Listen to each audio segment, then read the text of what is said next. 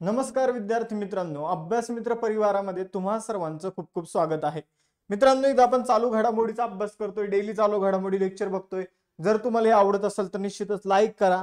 त्याचबरोबर रिसेंट ज्या घडामोडी घडतात जसं की खो खोचा विश्वचषक, त्याचबरोबर कुंभमेळा, तर याचे आपल्या नेहा मॅडम जे आहे ते स्पेशल व्हिडिओ बनवून अपलोड करताय, तर ते सुद्धा तुम्ही बघत राहा.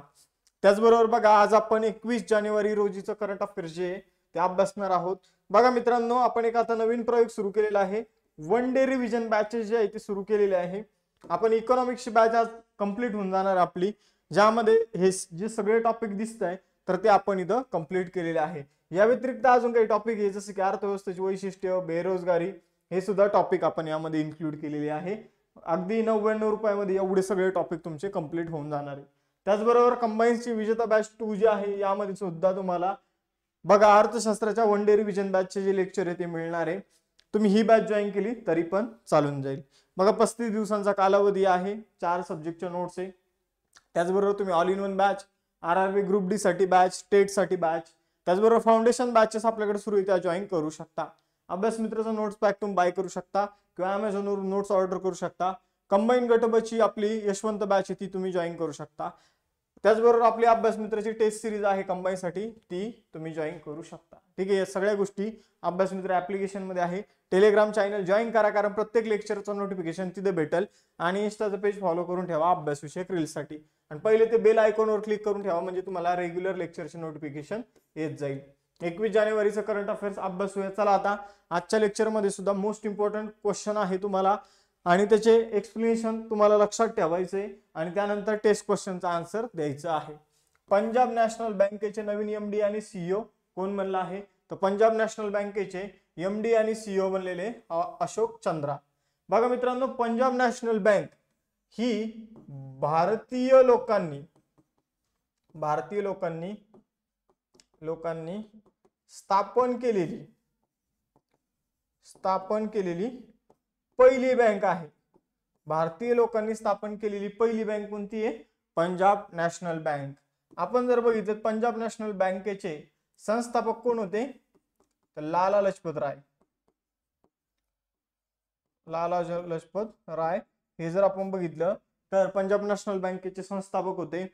पंजाब नॅशनल बँकेशी संबंधित खूप साऱ्या घडामोडी ज्या आता आपल्याला बघायच्या आहे. तर अशोक चंद्र आपण जर बघितलं पंजाब नॅशनल बँकेचे नवीन एमडी आणि सीईओ, एमडी म्हणजे मॅनेजिंग डायरेक्टर आणि सीईओ म्हणजे चीफ एक्झिक्युटिव्ह ऑफिसर, तर हे बनलेले आहे. त्याचबरोबर जर बघितलं तर त्यांची नियुक्ती जी आहे, त्यांची नावाची घोषणा जी ती 16 जानेवारी रोजी करण्यात आली होती. त्यांनी कोणाची जागा घेतली? तर त्यांनी अतुल कुमार गोयल यांची जागा घेतली आहे. आता पंजाब नॅशनल बँकेविषयी महत्वाच्या गोष्टी, जसं की 19 मे 1894 ला लाहोर मध्ये ही बँक सुरू झाली होती. आज या बँकेचं मुख्यालय जे आहे ते नवी दिल्ली या ठिकाणी आहे. म्हणजे पाकिस्तानमध्ये हिचं मुख्यालय होतं, पण नंतर भारत जेव्हा स्वतंत्र झाला, भारत पाकिस्तानची फाळणी झाली, तर या बँकेने आपलं जे काही मुख्यालय आहे ते नवी दिल्लीमध्ये शिफ्ट केलेलं आपल्याला बघायला मिळतं. लाला लजपत राय पंजाब नॅशनल बँकेचे संस्थापक होते. पंजाब नॅशनल बँकेचं टॅगलाईन आहे भरोसे का प्रतीक. त्याचबरोबर जर बघितलं तर पूर्णपणे भारतीयांनी व्यवस्थापित आणि स्थापित पहिली बँक कोणती? तर पंजाब नॅशनल बँक. त्यानंतर ओरिएंटल बँक ऑफ कॉमर्स. आता हा मुद्दा नीट लक्षात घ्या.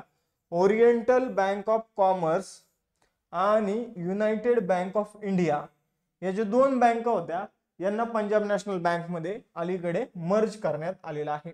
कोणकोणत्या bank? Oriental bank of commerce आणि युनायटेड बँक ऑफ इंडिया या बँकांना पंजाब नॅशनल बँक मध्ये ऍड करण्यात आलेला आहे. त्याचबरोबर सायबर फसवणुकीच्या वाढत्या घटनांसाठी पंजाब नॅशनल बँकेने सेफ्टी रिंग नावाने एक उपक्रम जो आहे तो सुरू केलेला आहे.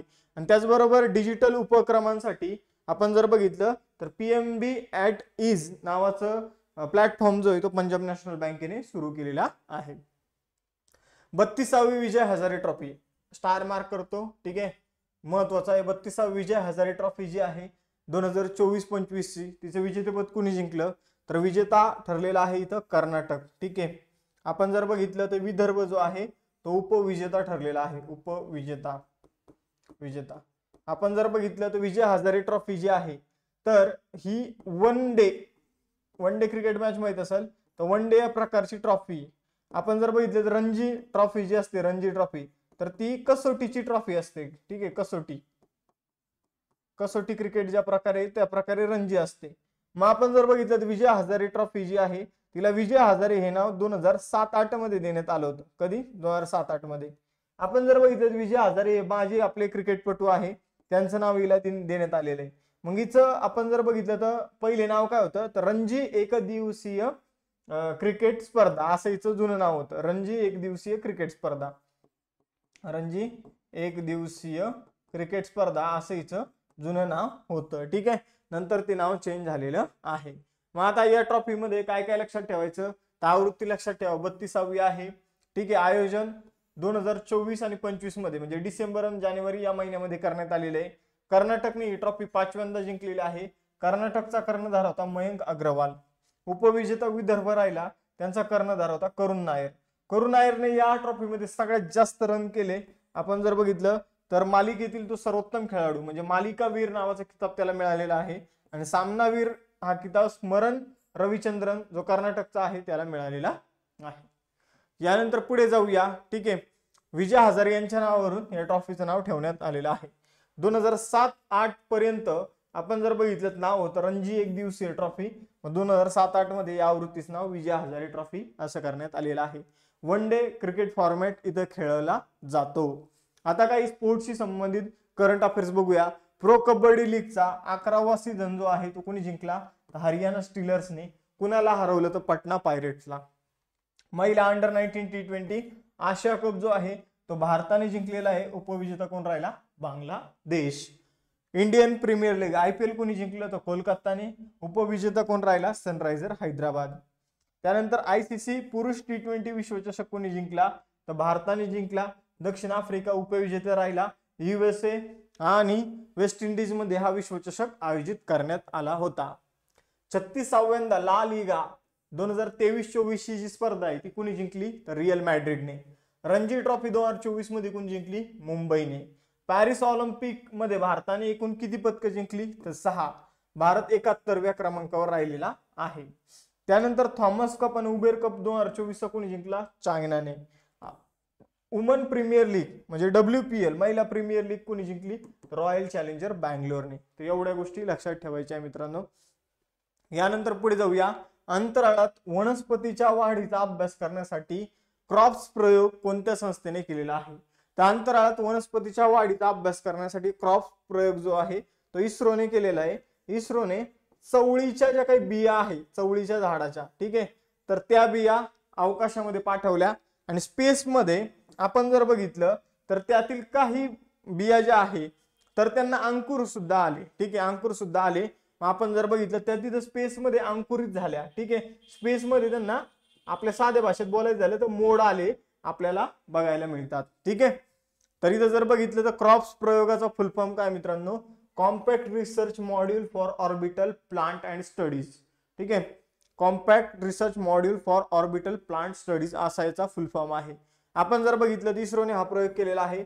इस्रोने आपण जर बघितलं तर PSLV C60च्या माध्यमातून POEM4 या आपण म्हणूया सॅटेलाइट छोट्याच्या वस्तूमध्ये हे जे काही आपण म्हणूया चवळीच्या बिया ज्या आहेत त्या अवकाशामध्ये पाठवल्या होत्या. एवढं आपल्याला लक्षात ठेवायचं आहे, ठीक आहे. कोणत्या झाडाच्या बिया यूज केल्या हे सुद्धा परीक्षेमध्ये विचारलं जाऊ शकतं. यानंतर पुढे जाऊया. इस्रोची स्थापना 15 ऑगस्ट 1969 मध्ये करण्यात आली होती. बँगलोरमध्ये इस्रोचं मुख्यालय आहे. डॉक्टर V नारायणन हे इस्रोचे लेटेस्ट अध्यक्ष बनले. हे कितवे अध्यक्ष हे तुम्हाला कमेंट बॉक्स मध्ये सांगायचं आहे. यानंतर स्पेडेक्स मिशन अलीकडे इस्रोने यशस्वीरित्या राबवलं होतं. त्याचबरोबर जर बघितलं तर इस्रोने मानवी अंतराळ संशोधनात सहकार्य वाढवण्यासाठी ESA युरोपियन स्पेस एजन्सी सोबत करार केलेला आहे. इस्रोने अलीकडं 15 ऑगस्ट 2024 ला कोणता स्थापना दिवस सेलिब्रेट केला? 55वा. भारताची पहिली सौर मोहीम सूर्यविषयक मोहिमेचं नाव काय? आदित्य L1. इस्रोची जी काही चंद्रयान 3 मोहीम होती तिला 2 पुरस्कार मिळाले मित्रांनो. लिफ्ट एरिक्सन पुरस्कार आणि त्याचबरोबर जर आपण बघितलं जागतिक अंतराळ पुरस्कार. त्याचबरोबर जर बघितलं निसार नावाचा उपग्रह कोणी प्रक्षेपित केलेला आहे? तर इस्रो आणि नासा या दोघांनी मिळून निसार नावाचा उपग्रह जो आहे तो प्रक्षेपित केलेला आहे. निसार मध्ये NJ ते नासाचं लक्षात ठेवा. आय जे ते इस्रोचे आहे, ठीक आहे. आणि सॅटेलाइट अपर्च्युअर असं काहीतरी फुल फॉर्म आहे, SAR सॅटेलाइट अपर्च्युअर रडार म्हणून त्याचा फुल फॉर्म आहे. तर नासा इस्रो सॅटेलाइट अपर्च्युअर रडार असा त्याचा फुल फॉर्म आहे, तो सुद्धा लक्षात ठेवायचा आहे. चंद्रयान-3 कोणत्या रॉकेटने लॉन्च करण्यात आलं होतं, तर LVM-M3 M4 या रॉकेटने चंद्रयान-3 जे आहे ते लॉन्च करण्यात आलं होतं. LVM-3 M4 चं नाव काय आहे जुनं नाव, तर GSLV त्याचं जुनं नाव आहे, ठीक आहे. आणि इस्रोने लेहमध्ये आपले अॅनालॉग स्पेस मिशन जे आहे ते सुरू केलेलं आहे. ते इस्रोशी संबंधित सगळ्या घडामोडी आपण इथे बघितलेल्या आहे. आता भारतीय क्रिकेट नियामक मंडळाचे म्हणजे BCCIचे लोकपाल आणि आचार अधिकारी म्हणून कुणाची नियुक्ती करण्यात आली, तर BCCI मध्ये लोकपाल म्हणून अलीकडे मित्रांनो अरुण मिश्रा जे आहे तर त्यांची नियुक्ती जी आहे तर लोकपाल म्हणून करण्यात आलेली आहे. तर सर्वोच्च न्यायालयाचे माजी न्यायाधीश आहे अरुण मिश्रा यांची BCCI ने लोकपाल आणि नीतिशास्त्र अधिकारी म्हणून नियुक्ती केलेली आहे. आपण मागे बघितलं की देवजीत सैकिया हे BCCI मध्ये सचिव बनले होते, सचिव. आणि त्याचबरोबर अजून एक नाव लक्षात ठेवायचंय, प्रभतेज सिंग भाटिया. दोघांवरही आपण एक एक क्वेश्चन बघितलेला आहे. हे BCCI मध्ये कोषाध्यक्ष म्हणून यांची नियुक्ती करण्यात आली होती. यानंतर पुढे जाऊया. BCCI जी आहे तर ती भारतामधील क्रिकेटची एक सर्वोच्च संस्था आहे. डिसेंबर 1928 मध्ये स्थापना करण्यात आली होती. मुंबई महाराष्ट्रामध्ये मुख्यालय आहे. पंतप्रधान नरेंद्र मोदी यांनी जानेवारी 2025 मध्ये second India mobility global expo 2025 उद्घाटन कुठे केलं, तर पंतप्रधान नरेंद्र मोदी यांनी सेकंड इंडिया मोबिलिटी ग्लोबल एक्सपोचं उद्घाटन भारत मंडपम नवी दिल्ली या ठिकाणी केलेलं आहे. आता हा कार्यक्रम 17 ते 22 जानेवारी दरम्यान आयोजित केला जात आहे. या कार्यक्रमामध्ये ऑटोमोबाईल झालं, वाहतूक झालं, पायाभूत सुविधा, इलेक्ट्रिक वाहने, डिजिटल तंत्रज्ञान या गोष्टींवर चर्चा केली जाते आणि या गोष्टींशी संबंधित नवकल्पना इनोव्हेशनचं प्रदर्शन जे आहे ते केलं जातं. तर नवी दिल्ली या ठिकाणी द्वितीय इंडिया मोबिलिटी ग्लोबल एक्सपो जो आहे तो सुरू झालेला आहे, लक्षात ठेवायचं आहे. त्याचं उद्घाटन कोणी केलं, तर नरेंद्र मोदीजींनी त्याचं उद्घाटन केलेलं आहे. जगातील सर्वात शक्तिशाली हायड्रोजन ट्रेन इंजिन कोणत्या देशाने विकसित केलेलं आहे, तर बघा मित्रांनो जगातील सर्वात शक्तिशाली हायड्रोजन ट्रेन इंजिन जे ते भारत सरकारने विकसित केलेलं आहे. आपण जर बघितलं तर 1200 हॉर्स पॉवर असणारं हे इंजिन जे आहे तर ते भारत सरकारने विकसित केलेलं आहे, भारताच्या कंपन्यांनी विकसित केलेलं आहे. तर जगातील सर्वात शक्तिशाली हायड्रोजन ट्रेन इंजिन अलीकडे विकसित करण्यात आलेलं आहे. त्याची 1200 अश्वशक्ती म्हणजे हॉर्स पॉवर एवढी त्याची क्षमता आहे, ठीक आहे. त्याचबरोबर त्याची जी चाचणी आहे पहिली चाचणी ती हरियाणातील जिंद ते सोनीपत महामार्गावर करण्यात आली होती. त्यानंतर भारतातील पहिली हायड्रोजनवर चालणारी ट्रेन जी आहे ती तामिळनाडूमध्ये इंटिग्रल कोच फॅक्टरीने विकसित केलेली आहे. कुणी विकसित केली ही हायड्रोजनवर चालणारी ट्रेन, तामिळनाडूमधील इंटिग्रल कोच फॅक्टरीने, आणि कुठेही धावलेली आहे हरियाणामधील जिंद ते सोनीपत या ठिकाणी. यानंतर राष्ट्रीय रस्ता सुरक्षा सप्ताह जो आहे तो कधी साजरा केला जातो, राष्ट्रीय रक्षा सुरक्षा सप्ताह दरवर्षी 11 ते 17 जानेवारी रोजी सेलिब्रेट केला जातो. म्हणजे अलीकडे त्याचं सेलिब्रेशन झालेलं आहे, ठीक आहे. रस्ते वाहतूक आणि महामार्ग मंत्रालय दरवर्षी 11 ते 17 जानेवारी दरम्यान याचं सेलिब्रेशन करत असतं. यावर्षीची थीम होती be a road safety hero. यानंतर 2025 मध्ये भारतातील पहिला लोकपालाचा स्थापना दिवस कधी साजरा केला गेला असा असायला पाहिजे. तर 2025 मध्ये भारतातील लोकपालाचा पहिला स्थापना दिवस कधी साजरा केला जातो, तो पहिला बघा भारतामध्ये पहिल्यांदाच लोकपाल दिवस जो आहे तो 16 जानेवारी रोजी सेलिब्रेट करण्यात आलेला आहे. आणि हा पहिला दिवस आहे लोकपाल दिवस पहिला. आपण जर बघितलं तर 16 जानेवारी 2014 ला लोकपाल विषयक कायद्याची अंमलबजावणी जी आहे ती सुरू झाली होती. लोकपाल कायदा कधीचा आहे तर 2013 चा आहे. आणि मग हा 16 जानेवारी हा दिवस जो आहे तो एक ध्यानात ठेवून लक्षात ठेवून आपण जर बघितलं पहिला लोकपाल दिवस जो आहे तो सेलिब्रेट आपण केलेलं आहे, ठीक आहे. याचे प्रमुख पाहुणे कोण होते, तर भारताचे नवीन सरन्यायाधीश संजय खन्ना हे जर आपण बघितलं तर नवीन आपले जे काही सरन्यायाधीश आहे सर्वोच्च न्यायालयाचे ते प्रमुख पाहुणे होते. त्याचबरोबर भारताचे सध्याचे लोकपाल कोण आहे, न्यायमूर्ती AM खानविलकर हे भारताचे सध्याचे नवीन लोकपाल आहे.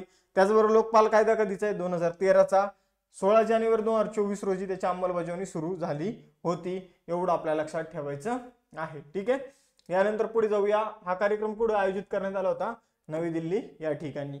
आता लोकपाल संस्थेविषयी थोडं जाणून घेऊया. बघा, लोकपाल ही भ्रष्टाचार करणारे जे लोक आहे त्यांची चौकशी करणारी एक संस्था आहे, भ्रष्टाचार विरोधी संस्था आहे. त्याचबरोबर लोकपाल हा शब्द कुणी तयार केलेला आहे? तर यम सिंघवी यांनी हा शब्द तयार केलेला आहे. लोकपालची स्थापनेची शिफारस सर्वप्रथम कुणी केली होती? तर जो प्रशासकीय सुधारणा आयोग आहे त्याने केली होती. 1809 मध्ये लोकपालची संस्था सुरू करणारा पहिला देश स्वीडन ठरला होता. भारताच्या संसदेमध्ये पहिले लोकपाल विधेयक 1968 मध्ये मांडण्यात आलं होतं आणि ते विधेयक 2013 मध्ये मंजूर झालं होतं. 2019 मध्ये भारताचे पहिले लोकपाल बनले होते पी.सी. घोष, म्हणजे पिनाकी चंद्र घोष. आणि लोकपालचा जो लोगो हा आपण बघतो हा प्रशांत मिश्रा यांनी तयार केलेला आहे. यानंतर QS वर्ल्ड फ्युचर स्किल इंडेक्सच्या पहिल्या आवृत्तीत भारताचं स्थान काय आहे? म्हणजे समजून घ्या की फ्युचर मध्ये भारतामध्ये जे काही नोकरीच्या संधी ज्या असणार आहेत तर त्या कशा असतील आणि भारतामध्ये जे काही कामगाराचा दर्जा असेल तो कसा असेल याचं एक प्रिडिक्शन करणारा एक अहवाल जो आहे तो आलेला आहे. आणि यामध्ये भारताचं स्थान आहे 25वे. लक्षात ठेवा, भारताचं स्थान आहे 25वे. ठीक आहे, आपण जर बघितलं तर एकूण भारताची रँक 25वी आहे. फ्युचर ऑफ वर्क श्रेणीमध्ये भारताचा क्रमांक दुसरा आहे. एकूण सगळ्या श्रेणीमध्ये जर बघितलं तर अमेरिका पहिल्या क्रमांकावर, इंग्लंड दुसऱ्या क्रमांकावर, जर्मनी आपल्याला तिसऱ्या क्रमांकावर बघायला मिळते. यानंतर इंडियन बँकेचे नवीन MD आणि CEO कोण बनले आहे? तर इंडियन बँकेचे नवीन MD आणि CEO बनले विनोद मिश्रा. ठीक आहे, तर विनोद मिश्रा इंडियन बँकेचे नवीन CEO बनलेले आहे, MD बनलेले आहे. चेन्नईमध्ये इंडियन बँकेचं मुख्यालय आहे. 15 ऑगस्ट 1907 ला याची स्थापना करण्यात आली होती. 2025 मध्ये सिंगापूरने फिनटेक हबची स्थापना करण्यासाठी कोणत्या राज्यासोबत सामंजस्य करार केलेला आहे? तर आता फिनटेक म्हणजे काय मित्रांनो? फिनटेक म्हणजे यामध्ये फिनचा अर्थ आहे फायनान्शियल, ठीक आहे, आणि टेकचा अर्थ आहे टेक्नॉलॉजी. तर फायनान्शियल टेक्नॉलॉजी म्हणजे जे आपण पेटीएम, गुगल पे वगैरे यूज करतो हे फायनान्शियल टेक्नॉलॉजीचाच एक पार्ट आहे. तर फिनटेक हब ची स्थापना करण्यासाठी सिंगापूरने ओडिशा सोबत करार केलेला आहे. तर बघा, सिंगापूरचे जे काही राष्ट्रपती आहे थर्मन षण्मुगरत्नम, तर ते सध्या भारताच्या दौऱ्यावर आहे. आणि ते जर आपण बघितलं तर ते सिंगापूरला ओडिशाला सुद्धा जाऊन आलेले, भुवनेश्वरच्या भेटीवर गेले होते. आणि आपण जर बघितलं तर त्यांनी फिनटेक क्षेत्रामध्ये कार्य करण्यासाठी भुवनेश्वर ओडिशा येथे एक फिनटेक हब स्थापन करण्याची घोषणा केलेली आहे. त्यासाठी करारावर स्वाक्षरी केलेली आहे. ओडिशाची स्थापना 1 एप्रिल 1936 ला झाली. त्यामुळे 1 एप्रिल हा दिवस उत्कल दिवस म्हणून सेलिब्रेट केला जातो. ओडिशाचा जो किनारा आहे त्याला उत्कल किनारा म्हणून सुद्धा ओळखलं जातं. ठीक आहे, ओडिशाची राजधानी भुवनेश्वर, 30 जिल्हे आहे. ओडिशाची सीमा आंध्र प्रदेश, छत्तीसगड, झारखंड, पश्चिम बंगालला लागून आहे. ओडिशाचे उच्च न्यायालय जे आहे ते कटक या ठिकाणी आहे. आणि ते जो मुख्य न्यायाधीश आहे चक्रधारी शरण सिंग. 12वा क्वेश्चन, 2025च्या वर्ल्ड मॉन्युमेंट वॉच लिस्ट मध्ये भारतातील कोणत्या 2 साइटचा समावेश करण्यात आलेला आहे? बघा मित्रांनो, ज्या एकदम जुन्या साइट्स असतात, जुनी जी ठिकाणं असतात, तर ते जर धोक्यात आली तर एक संस्था आहे वर्ल्ड मॉन्युमेंट वॉच लिस्ट. ठीक आहे, तर या संस्थेत काय करते तर जे पुरातत्व ठिकाणं धोक्यात आलेले आहेत त्यांना आपल्या लिस्टमध्ये ऍड करते. मग त्यांनी भारतातील 2 ठिकाणांना आपल्या लिस्टमध्ये ऍड केलेलं आहे. मूसी नदी ऐतिहासिक इमारत आणि भुज हिस्टॉरिकल वॉटर सिस्टम.